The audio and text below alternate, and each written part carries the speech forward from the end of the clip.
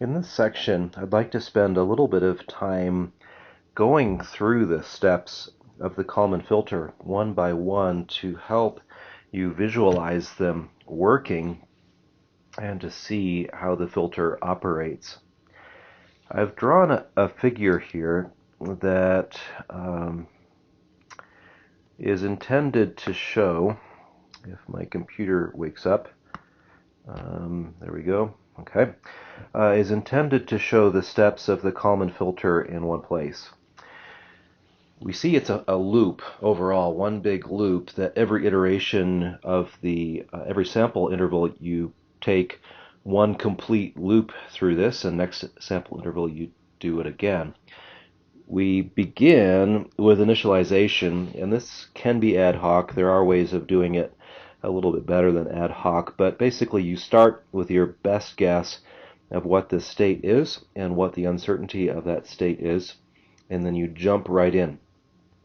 You can jump in anywhere, really, if you're careful, but I'm jumping in at step 1A. We make the prediction of the present state, which would be x hat k 1 minus. So I start with 0 and I move to 1. And that's the prediction equation that we developed in the previous topic of A times the prior estimate plus B times the prior input.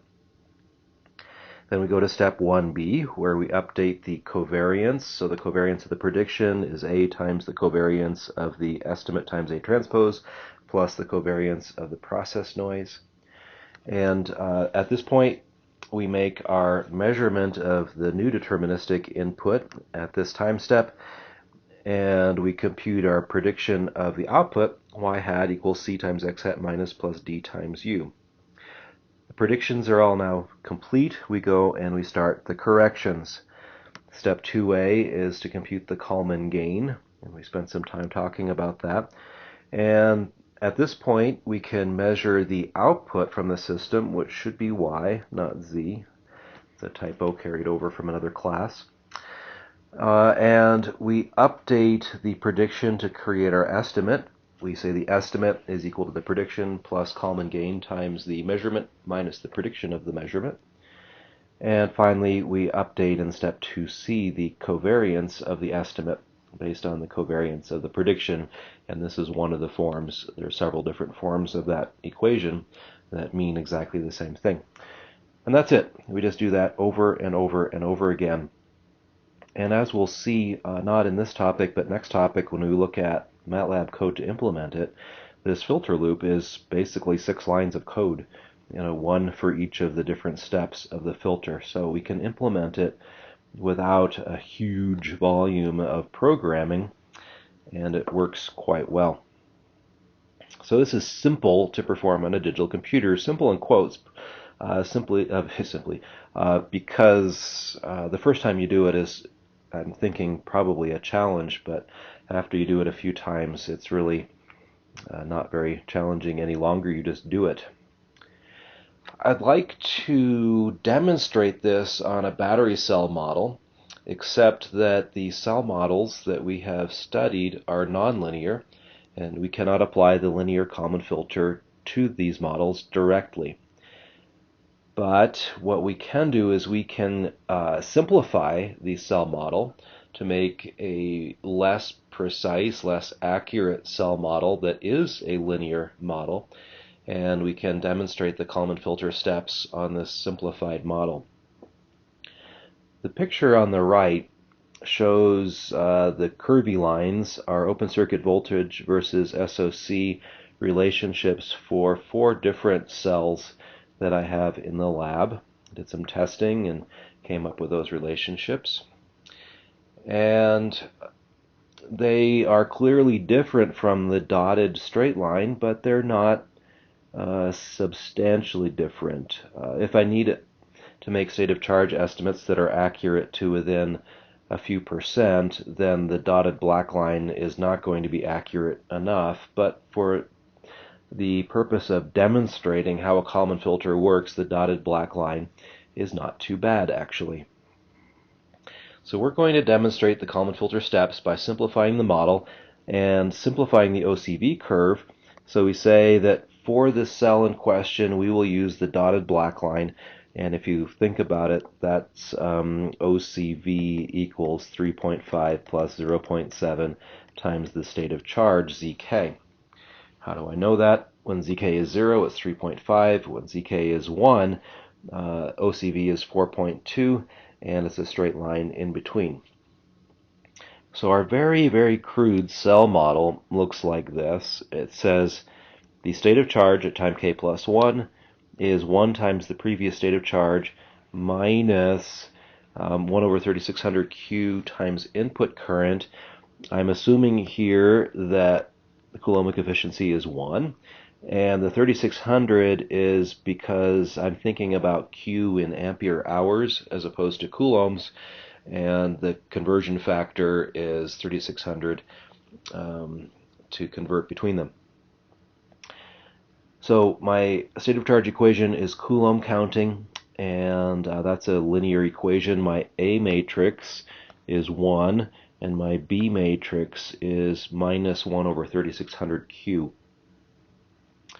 The output equation for this model is OCV as a function of state of charge, which is 3.5 plus 0.7 times ZK, and then I also include an IR term, so minus R0 times I.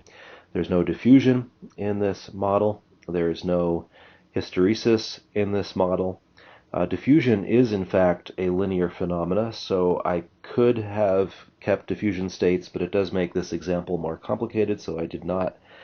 So hysteresis is nonlinear, and also the OCV is nonlinear, and we have linearized the OCV curve. There's still a problem with it.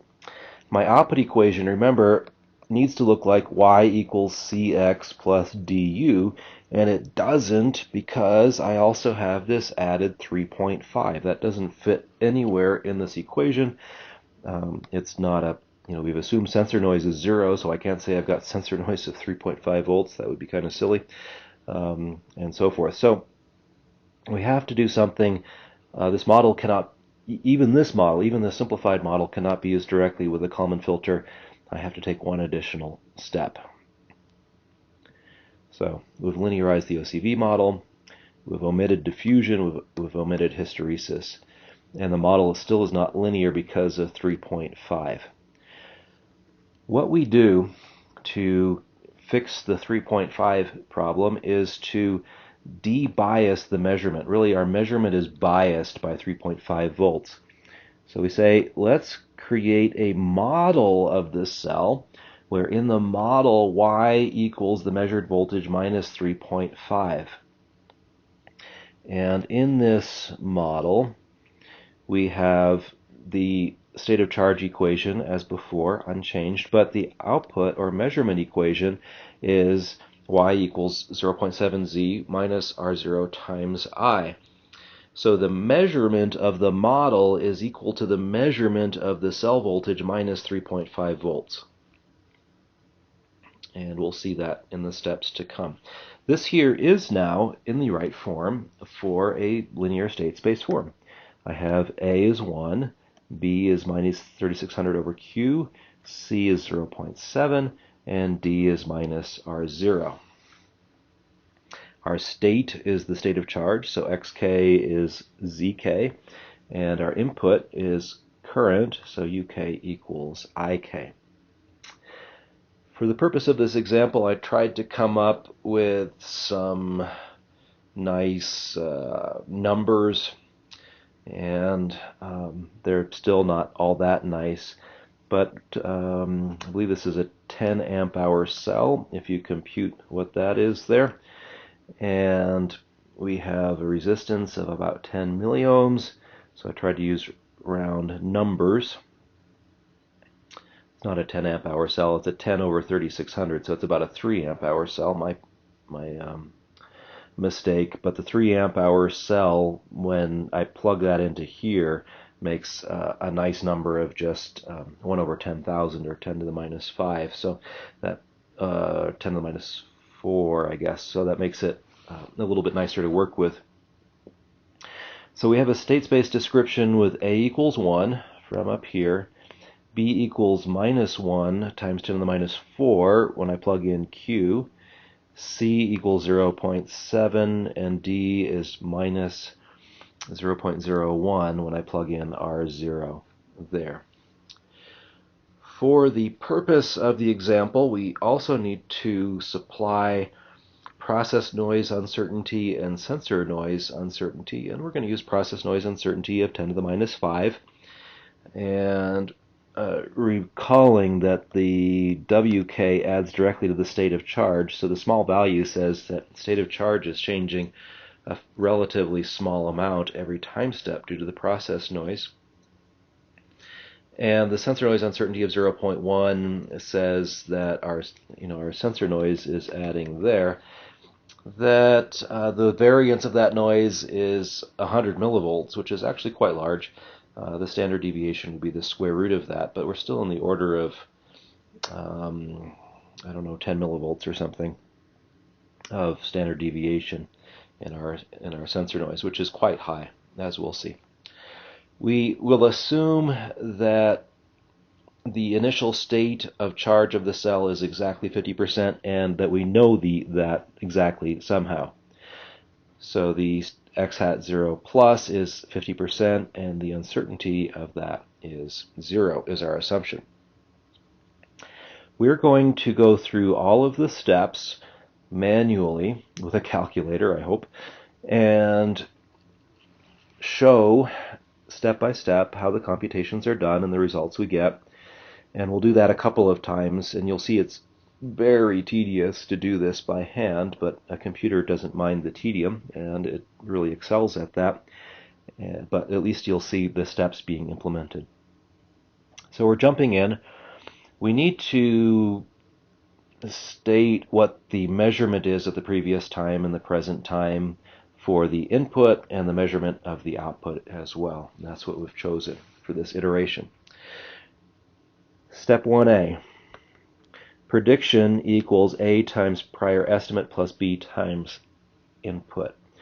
Okay. Prediction, so you see what we're doing is that's the general equation, and then on the right we're writing out the numeric values of that general equation. So on the right, the prediction at time 1 is equal to A, which we said was 1, times prior state estimate, 0.5, plus B, which is minus 10 to the minus 4, times input current at the prior step, which we said was 1. Do that calculation, we get 0.49999. Done. Step 1B. Uncertainty equals A times prior uncertainty times A transpose plus sigma W. We said A was 1. We said uncertainty at time 0 was 0. A transpose is also 1. And sigma W tilde we said was 10 to the minus 5. That is 0, so I end up with 10 to the minus 5. My output prediction for my debiased output is Cx hat plus Du. C was 0.7, X hat from up here, 0.4999. D was minus 0.01, and the input at time 1 we said was 0.5. Put all that together, we get a predicted debiased voltage of 0.34493. That was step 1C. Now we go to step 2A. Common gain computation. Sigma x minus 10 to the minus 5 times C, 0.7, times the inverse of C times sigma x times C. These are all scalars, so I can change the order of operations. So C squared times the prediction covariance, and then plus sigma V we said was 0.1. Put all that in together, compute it, we get 6.99966 times 10 to the minus 5. Now we compute our step 2B. We have to be a little bit careful here. We measured a voltage of 3.85, but remember, to get our debiased output we have to subtract 3.5 from that to get the actual model measurement, and that ends up to be 0.35 volts. So going through, x hat plus is x hat minus plus L times the model measurement minus the predicted model measurement, which are pretty similar to each other as you see, and we get our state estimate, which is 0.499004, which is a tiny bit higher than what we expected from our prediction. We update the predicted covariance to make an estimated covariance in step 2C by plugging in 1 minus L times C times the predicted covariance, and we get the estimated covariance, which is smaller than the predicted covariance, although looking at it, it's not very much smaller than it. So our measurement helped. Didn't help an awful lot, in part because we were already really close, and in part because the sensor noise sigma v is pretty large, which makes our L pretty small. The output of this is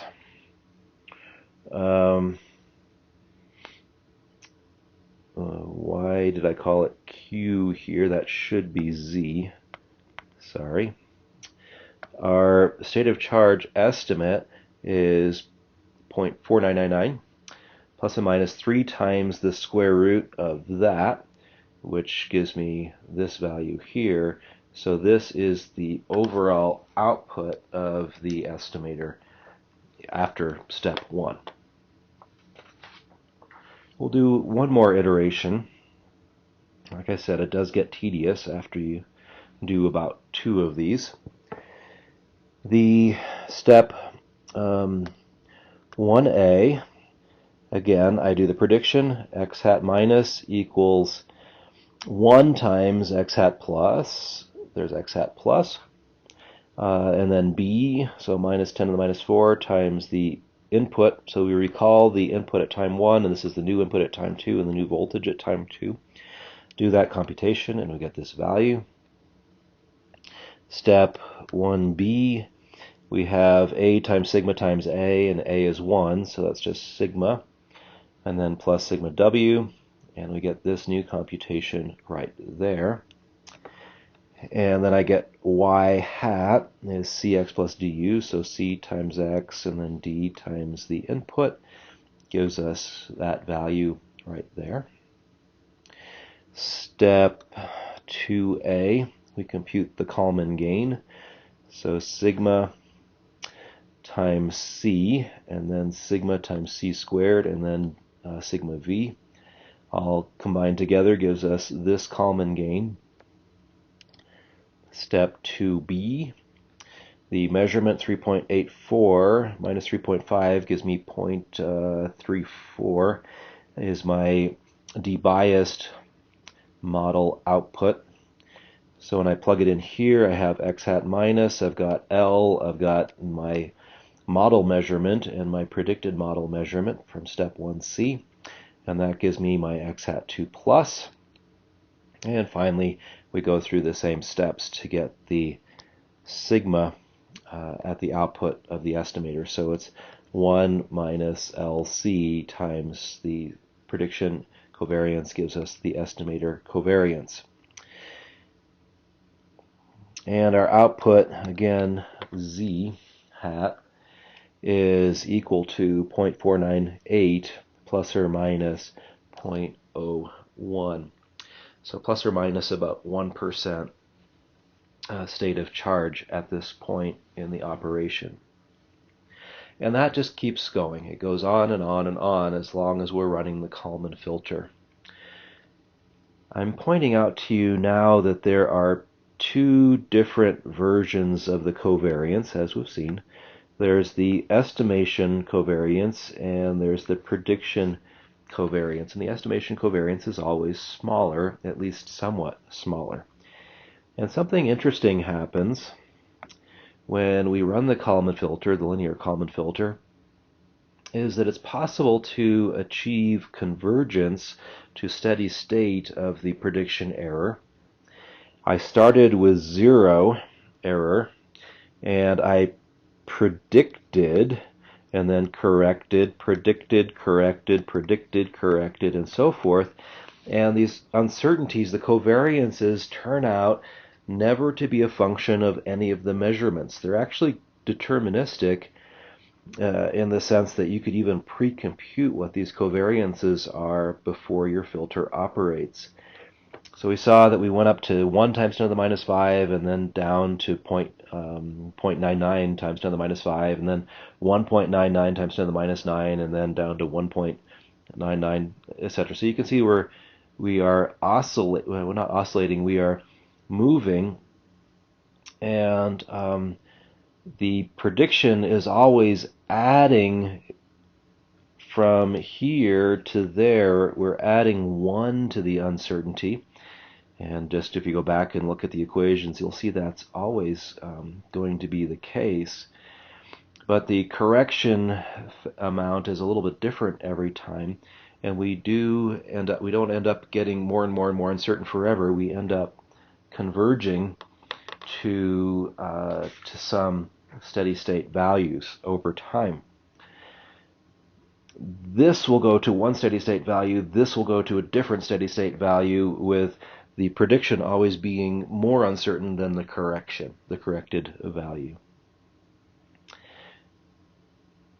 The plots on this page here show what happens when I write some computer code to implement what is happening, and show it operating over many iterations, 1,000 iterations in this case. And on the left, we see a number of things plotted. We see the blue solid line is the truth, the green dotted line is the Kalman filter estimate of the truth, and the red is the difference. That's the estimation error. In real life, we don't actually know what the truth is, so we couldn't do this plot, but in a simulation we can do this to give us some insight into the operation.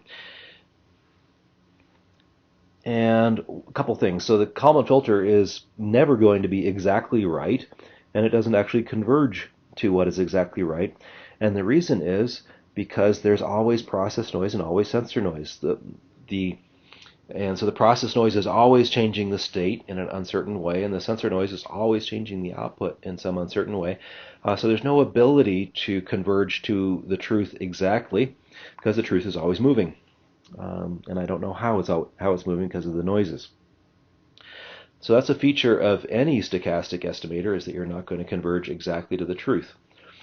So you'll always be in the neighborhood of a truth, and that's why we need to know the error bounds as well, to know how close we think we are to the truth, even though we know we're never exactly there. In this case, our maximum errors for this simulation were in the order of plus minus 10%, which is pretty poor for a state of charge estimator. The reason for that is the sigma v, the sensor noise, was really quite large, and so we can't trust the sensor information overly much when we're making the update.